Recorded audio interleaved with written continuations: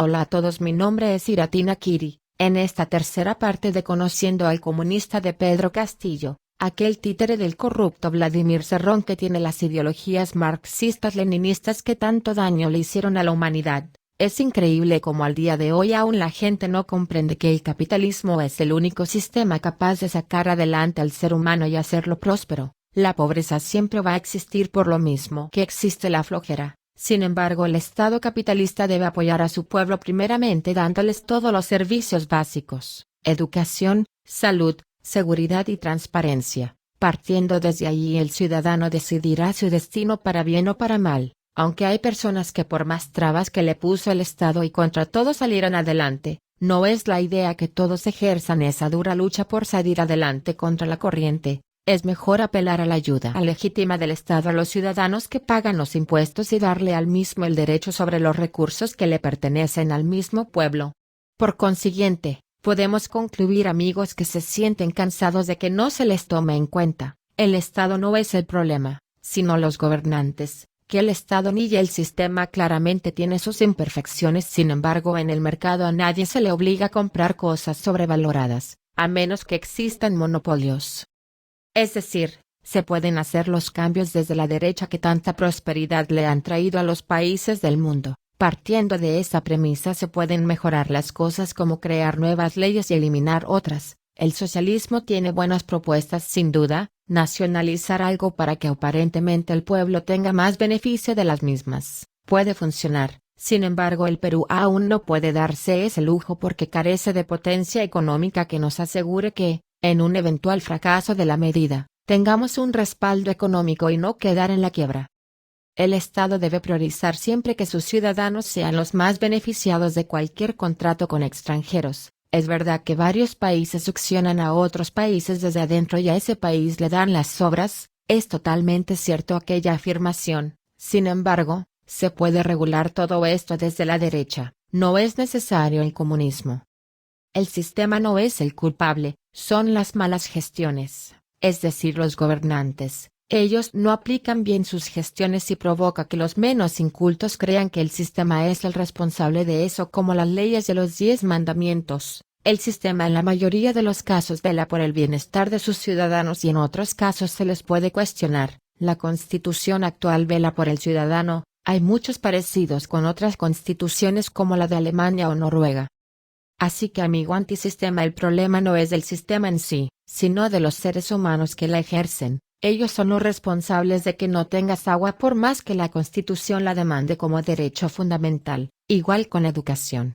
Pero ¿qué se puede esperar de un hombre que quiere eliminar la Constitución y aplicar la suya misma, dizque con ayuda de Asamblea Constituyente, y vaya a saber lo que vaya a poner? Ya deje de ser un servicio, sino que sea un derecho. Igualmente igualmente la salud. Que se contemple, por ejemplo, cómo no retribuir y no estructurar, por ejemplo, que la grande necesidad del país para solventar, para salir del hambre y de la miseria, se tiene que priorizar la agricultura en el Perú. Claro, pero la salud y la educación en la Constitución actual son derechos. En la práctica no. Claro, por eso le digo, o sea, si usted quiere cambiar la Constitución, se puede poner muchas cosas, pero eso cómo se traduce en la realidad. Por eso ya... digamos que en la Constitución actual ya pasa eso, ¿no? Sí, pero desgraciadamente contemplan un derecho, pero en la práctica no se dan. O sea, lo que se tiene que hacer, si se contempla, usted entenderá, por ejemplo, que la Constitución política, en el canto a la educación, no lo contempla como un derecho, la contempla como un servicio esencial. Así no, lo dice. Pero dice un derecho de la educación, está ahí, la educación, en el artículo 2. Un adelanto de lo que pondría es lo que está escrito en su plan de gobierno: llevaría al país a la quiebra por más educada que esté, por más agua, por más luz que tengan todos, un país con mínimas necesidades obtenidas y sin prosperidad ni futuro hacia el futuro. El capitalismo hace que un país prospere más allá de las necesidades básicas que puede obtener uno. No como el títere de Cerrón, vaya a saber de poder externo genocida, dice hablando del éxito boliviano. ¿Qué modelo? ¿El modelo boliviano, el modelo venezolano? ¿Cuál, en su opinión, es el modelo a seguir? Yo creo que estamos más cerca del modelo boliviano, porque Bolivia ha podido demostrar que tras la nacionalización de sus recursos, que ha sido el éxito, el punto de partida, ha podido tener, por ejemplo, el gas a 8 soles, Y nosotros los peruanos queremos tener el gas a ese precio, pero todavía no aceptamos bien el término de la nacionalización. La nacionalización ya se ha aplicado en el país durante el gobierno del maldito de Velasco, que trajo miseria al Perú con sus expropiaciones, aumentando su deuda externa, creando déficit fiscal y sobre todo diciéndole a todos los peruanos que ahora tienen más de 50. Queridos, esto es un completo fracaso, algo que urgentemente los padres y abuelos deben decirle a las nuevas generaciones. El posible gobierno de Pedro Castillo será un fracaso como ya lo fue anteriormente. Abran los ojos, amigos y seguidores del Lapicito.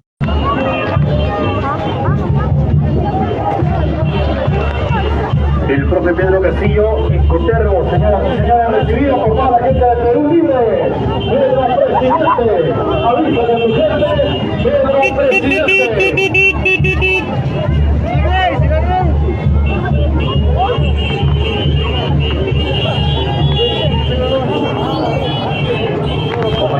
Compañero Jersey.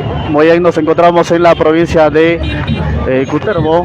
En estos momentos, el gran recibimiento al profesor Pedro Castillo. No sean ingenuos y cometan suicidio electoral. Hoy Pedro Castillo es una bomba nuclear y Keiko Fujimori es una granada. Así está la situación, y si ya has visto los 2 videos anteriores sabrás quiénes son los principales culpables de esta situación. ¿Qué pasa, señores? ¿No conocen la palabra historia? ¿Acaso un error se puede cometer 2 veces? ¿Qué grado de necedad e idiotez manejan? Hay que aprender de la historia para que ningún maldito venga de nuevo a engañar a la gente.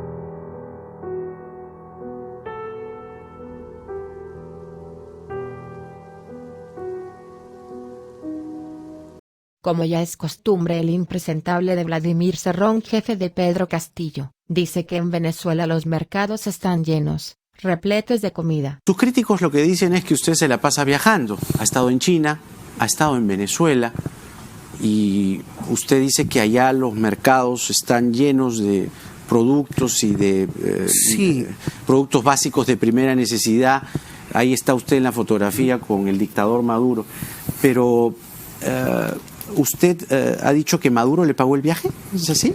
El gobierno venezolano ha invitado a varios gobernadores y a varios alcaldes. Hemos ido a un encuentro de autoridades de gobiernos locales y hemos ido a hacer un intercambio de experiencias, ¿no? Hay puntos que es bueno aprender también de ese país y lógicamente hay otros que no se podrían aplicar en realidad. ¿Qué puede usted aprender de Venezuela? Por ejemplo, mira, ya veo por qué gasta poco. Por ejemplo. Ya veo por qué gasta 14, pues usted se pega a Maduro. Pues Maduro, mire usted la bancarrota que ha dejado Venezuela. Ciertamente sabemos que Venezuela depende del petróleo y dependía del mismo para su economía. Pocos se dedicaban a la agricultura y la comida la compraban del extranjero. Con la caída del petróleo, interesante investigar sobre esa caída del petróleo mundial. Afectó a Venezuela indudablemente al ser dependiente y confiado en que el petróleo sería la garantía. Lo que es cierto es que los mercados en Venezuela no están repletos como Cerrón dijo, y que incluso dice tomó fotos que por más que la busque en su perfil no encontré. La gente allá escapa y eso cualquier latino lo ha visto, ver a un venezolano y enterarse que no es turista sino que escapó del régimen dictatorial que implantó Chávez y luego su cepa Maduro. Como bien saben, Pedro Castillo está vinculado con Movadef, el nuevo rostro de Sendero Luminoso que,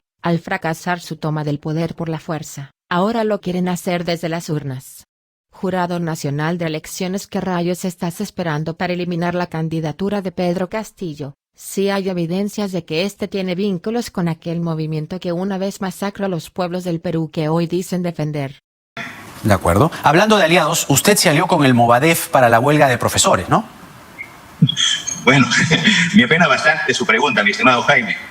No, respóndame si sí o no. Bueno, yo creo que son refritos de gente que no conocen el país, que no conocen a las organizaciones, que piensan que el Perú es solamente estar debajo de un pupitre o frente a una lámpara. Nosotros somos del pueblo y vengo de una provincia y sería una tremenda falta de respeto a los ronderos. Yo vengo de Chota, donde hemos contribuido a la pacificación del pueblo peruano. No solamente hemos defendido la lucha allá, sino también hemos contribuido. Hoy las rondas van a cumplir un papel importante en mi gobierno. Para terminar con todas estas lacras y hacer una lucha frontal contra el crimen organizado. Permítame exponerle algunos datos para que se entienda mi pregunta. En junio del 2017, usted, cuando lideraba las marchas, fue captado con personas que le voy a mencionar. Osvaldo Esquivel Caicho, secretario de prensa del Movadef, estaba en su marcha. Marco Quispe Crispín, militante del Movadef, estaba en su marcha. Edgar Nibardo Tello Montes, secretario general del Comité Nacional de Lucha, estaba en su marcha. Dax Sicilio, acá termino, Dax Sicilio Medina Flores, excarcelado de la organización terrorista Sendero Luminoso. Usted me estaba diciendo en su marcha. La marcha no era mía, era del magisterio. Hay que ser objetivos. En aquella marcha del SUTE pudo ir cualquiera y no por eso vamos a vincularlo a Pedro Castillo. Todo bien hasta el momento. Sin embargo, todo cambia cuando el Comité Ejecutivo Nacional del Movadef ordena apoyo a Pedro Castillo en la huelga del CONARES-UTEP. Es ahí donde ya no vemos como coincidencia que exterroristas participaron en esa marcha y si tienen un vínculo directo con Pedro Castillo por más líder la huelga que sea, sino porque el mismo Movadef ordena que lo financie, recordándoles que Movadef financia al CONARES-UTEP. Si a eso le agregamos los candidatos exterroristas que tiene Perú Libre, hoy electos. Por favor, haría falta tapar el sol con un dedo. Pedro Castillo es terrorista porque se aplica la sabia frase dime con quién andas y te diré quién eres. Tiene vínculos con Movadef 100% demostrado. No es terruquear, es informar. No estoy difamando, estoy informando con fundamentos de las mismas. Si eso le sumamos su comunismo, ya es el completo jaque y mate a Pedro Castillo. Es un terrorista porque tiene vínculos con terroristas y un comunista porque eso es su plan de gobierno. Por más que Lloreo esté con un discurso bondadoso, detrás de bambalinas se encuentra un ser humano totalmente entregado a una ideología inservible y obsoleta por todos los tiempos. Cifra, ¿no? Pero usted habla de eliminar la deuda externa. ¿Cómo se va a financiar? Nosotros no estamos a favor del pago de la deuda externa. Ya, o sea, digamos, en una presidencia usted sube el 28 de julio y anula el pago de la deuda externa. Se aísla. Primero tenemos que priorizar la deuda interna. Ya, pero ¿qué hace con la deuda ya existente? Habrá mecanismos, ¿no? O sea, pero eso ya pues como le vuelvo a repetir, profesor, eso ya se hizo. Y lo único que hace es crear una economía ficticia. Si bien es cierto que los dueños de la deuda externa, si estos quisieran, requisan todo el país y toman el poder del país e imponen lo que quieran porque en el mundo todo es dinero, el Perú debe reducir su deuda externa al mínimo y no terminar siendo impagable como lo es para Argentina. Esto es crudo, pero es real. Sin embargo, no se soluciona con simplemente decir no pagar la deuda. Durante las marchas de profesores, muchos se oponían a las evaluaciones, cuando sensatamente se supone que los profesores lo pasarían sin ninguna dificultad. El corrupto de PPK quería que la educación sea más de calidad, pero algunos profesores se oponían, es decir, si uno quiere que le aumenten el sueldo, este no tendría por qué tener problemas en ser evaluado constantemente, porque así es el aprendizaje, una constante. ¿Cómo debería ser la evaluación para los docentes según usted, para que los padres de familia también entiendan? No, que participe también el padre de familia. No, o sea, que ¿cómo debería ser la evaluación? La evaluación tiene que ver para ver de qué manera nos acercamos a los niños, entendiendo de que nuestro niño... Usted sabe que un aula de sesión, un aula de aprendizaje, hay muchos niños y cada niño no tiene su propio ritmo de aprendizaje. Es decir, tenemos que entender de que cada niño es un mundo. ¿Ya? Y hay que ver de qué manera, de qué familia, de qué característica, de qué rol social viene cada niño. ¿Ya? Y los maestros tenemos que estar preparados, ¿no?, para tratarle dignamente a los maestros, para nuestros estudiantes. Y no decirles, ¿sabe qué? A ver, el profesor se mueve así, pero vamos a la atención de los niños. En todo caso, creemos importante de que la evaluación del magisterio, la evaluación que hace el maestro, es una tarea inherente a la cual nosotros los maestros no podemos corrernos a la evaluación, tenemos que asumir. Pero se ha corrido un inicio. Ya sabemos que Pedro no sabe multiplicar ni mucho menos de economía, que como dijimos anteriormente sin la misma, no existe ningún derecho. añadiendo que el profesor ahora gana 2.400 soles, lo cual es un pago totalmente necesario y acorde a su labor. Recordemos el cristianismo acérrimo de Hugo Chávez. Seguimos con Venezuela. En 3 ocasiones tuve la oportunidad de entrevistar a Hugo Chávez. No fueron entrevistas fáciles. La primera vez hablé con él antes de las elecciones presidenciales de diciembre de 1998. Y ahí un Chávez muy moderado, vestido de civil, mintió 3 veces. Dijo que entregaría el poder en 5 años o menos y no lo hizo. Dijo que no iba a nacionalizar ninguna empresa y lo hizo. Y dijo que no tomaría el control de los medios de comunicación privados y lo hizo. Por eso en la internet esa entrevista es conocida como las 3 mentiras de Chávez. Pero por ejemplo en Estados Unidos los venezolanos tienen una imagen muy distinta de usted. Por ejemplo, cuando dijo esta frase en Cuba, ellos pensaban que usted decía que estaba llevándolos al cauce del comunismo. Cuando por ejemplo le dijo hermano Fidel al líder cubano, sintieron que se estaba vinculando demasiado a una dictadura. A mí no me preocupa que a ellos les preocupe. Absolutamente, que se preocupen. A mí me preocupa es mi pueblo. Sí. Y bueno, el que le quiera ver 5 patas al gato se las ve. Que yo le diga hermano a Fidel Castro, a ti te digo hermano. Yo soy católico y profundamente cristiano. Mira que Dios creó al hombre de barro, eso es mentira. Y que sacó de la costilla a la mujer, Marcela, imagínate tú. No, mentira. Nosotros venimos de la evolución de las especies.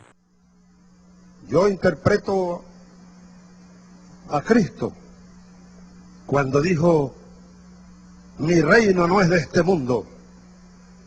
Algunos dicen que Cristo lo que quiso decir es que el reino de la igualdad y la felicidad no era posible en este mundo, sino en un mundo más allá, que después que la gente muere, el alma se va al cielo, y allá es que es posible el reino de Cristo. No, mentira. No hay un otro mundo más allá. Esa... De amar la patria y su esperanza, de honrarla más. El imperio no me intimida nada en este mundo. En este mundo no le tengo miedo a nada, porque a Dios no le temo. Cuando la historia nos dice que el comunismo es anticristiano, el comunismo no deja el poder una vez lo toma. Rafael Correa ganó el gobierno, pero no ganó el poder. Si observamos en algún momento Brasil, Argentina, quizás se hayan estado acercando, pero ganaron gobiernos, pero no ganan el poder. Quiere decir que el proceso de las elecciones y ganar un gobierno es solamente un elemento que va formando todo el engranaje del poder. Porque al ganar un gobierno, ¿qué es lo que hace uno? Solamente confiscar las instituciones del Estado. Pero después de eso, no tiene mayor manejo. Y veamos a la luz lo que pasó con Correa, ¿no? Dejó el gobierno a Lenín Moreno, lo traicionó. Lenín Moreno hizo un plebiscito por el cual Rafael Correa ya no puede reelegirse y encima lo sentenció. ¿Cuál es el mensaje que nos da Lenín Moreno? Que la derecha va a quedarse en el poder. Va a quedarse en el poder. Entonces, ¿cuál es el mensaje que tiene que aprender la izquierda? Que la izquierda en el poder no también tiene que ir a quedarse en el poder. Y eso es lo que ha hecho Venezuela. Ha ido a quedarse en el poder. Piensan que como la derecha tiene el poder y no lo deja entre comillas, el comunismo puede y debe hacer lo mismo. Cuando no se trata de que la derecha toma y mantiene el poder, se trata de que la derecha funcione y por inercia se quede ahí porque funciona y la gente ve sus resultados aun con corrupción. Las cosas que funcionan no deben moverse por simple sentido común. Sin embargo, el comunismo aún infuncional a la fuerza y sobre la negación de su pueblo se queda en el poder con ayuda de los vendidos agentes del orden. Veamos el testimonio de una amiga venezolana. Para las personas que me dicen, no, es que no va a ser igual que Venezuela, ¿no? No hay otro camino que el camino de la Asamblea Constituyente, una nueva constitución, reestructurar el Estado, la República, la economía, la sociedad. Para instalar una Asamblea Nacional Constituyente, para recibir a todos los sectores desposeídos de la patria. Mismas palabras, mismo plan, y si se descuidan, mismo destino. Nadie quiere que le pase eso a Perú. Lo que le sucede a mi país es lamentable, y nadie quiere que se repita. No se dejen engañar por el socialismo. Como vemos, el comunismo salió directamente desde el infierno, Si existen planetas con vida inteligente, seguramente ahora son súper avanzados y claramente no son comunistas. El capitalismo se puede decir que es universal, algo que funciona aquí y en cualquier otra parte donde se tenga que trabajar. El trabajo es el motor de la prosperidad y cada uno es dueño de lo que le costó con el sudor de su frente conseguir. Ahora veamos un testimonio de un seguidor de Pedro Castillo que claramente no ha visto estos 3 videos o aunque sea lo contrario, seguirá con su necedad, pero confío en que la mayoría del mundo es ignorante por ignorancia y cuando se le presenta la información entra en razón, confío en que es así. Hey amiguitos, les quiero decir una cosa, quieran o no quieran, Pedro Castillo va a ser presidente, sí, te lo digo en tu cara, Pedro Castillo va a ser presidente y va a ser gobernado por Pedro Castillo. Y si me vas a decir que te vas a ir, vete, nadie te ataja, lárgate si es posible, ahorita mismo voy adelantando. Igual, de presidente va a ser Pedro Castillo, sí, todas las regiones están apoyando a Pedro Castillo. ¿Sabe por qué tú no quieres que sea presidente Pedro Castillo? Porque no tiene plata, porque es pobre, porque es una persona del campo, porque es una persona de repente, un campesino así como nosotros. Eso es lo que tú no quieres, ¿verdad? Y me vas a decir que no sé leer sus propuestas. Sí me lo sé sus propuestas. ¿Qué es lo que no te gusta de Pedro Castillo? Ahí dice vamos a socializar gas y petróleo y el oro. ¿Eso vas a decir que van a socializar con Venezuela? Eres un imbécil de miércoles que no entiendes nada. Finalmente veamos un video de una chica claramente adinerada, pero a la que los comunistas vean a todos los capitalistas, cometiendo falacia de generalización. Es que gente, en verdad, tipo, yo creo que ustedes no mañan, tipo, la verdad el asunto se le pide el caso. Tipo, ya fue hacia mañas, ya fue como que los clubs, o sea, no hay forma. Van a venir a mi jato, tipo, literalmente a quitarme como que todas mis cosas, mañas, no hay forma. O sea, mi cel, mi laptop, mañas. Así que, porfa, tipo, voten por Keiko. O sea, en verdad, Peter Castell no fucking... Como vimos, esta chica tiene su manera de hablar propia de ella y dice algo muy cierto, ¿cómo le van a quitar sus cosas? Si al final eso le costó a ella o a sus padres con sus negocios, pide votar por Keiko solamente para que no la expropien. Sin embargo, su mensaje es algo superficial, no solamente por eso hay que votar por Keiko sino porque el comunismo afecta a pobres, ricos, clase media y multimillonarios. La libertad individual y de pensamiento, afecta a los derechos humanos así de claro. Finalizando esta tercera parte, les pido que compartan el video como un regalo a esa persona que tanto quieres, porque cuando quieres a alguien lo quieres ver bien y tener a alguien que quieres en un sistema comunista es lo más triste del mundo. Así que esto es todo por ahora y nos vemos en la cuarta parte. Muchas gracias.